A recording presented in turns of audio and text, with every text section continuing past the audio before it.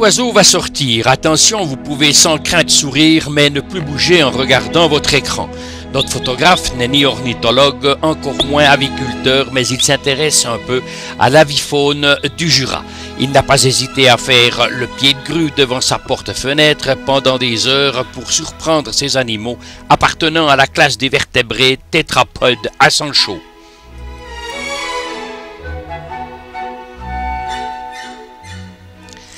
Il n'est d'ailleurs pas le seul à s'intéresser à ce remue-ménage insolite autour de ce filet plein de friandises. La mésange se méfie de ce félin et tous les deux s'observent très attentivement jusqu'au moment où Mako fit son apparition.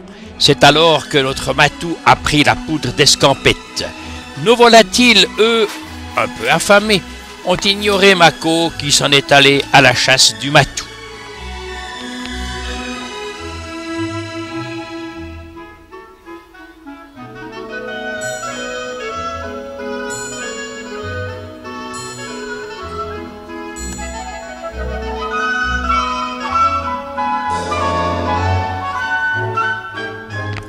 Maître Corbeau, au perché sur le lampadaire, n'attendait que le départ de Mademoiselle des Anges pour s'approprier d'une partie de cette pitance d'un tour de bec. Mais il est déjà rejoint par un compère tout aussi intéressé, alors qu'une bande de la même famille s'agglutine sur les cimes des sapins environnants, attendant voir venir. Inutile d'insister, rien ne s'est passé.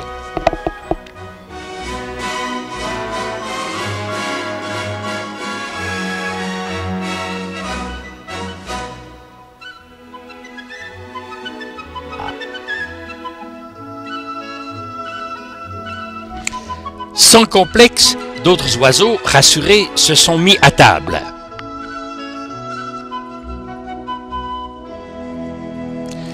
Par exemple, ce pic rouge qui prend beaucoup de place a fait fuir momentanément nos petits affamés.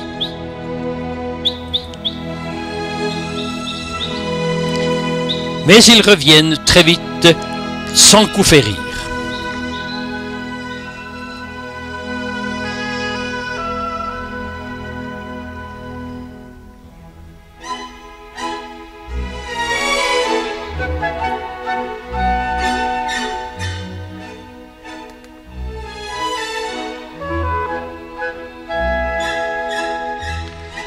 Notre pigeon, lui, préfère sa petite maison personnelle.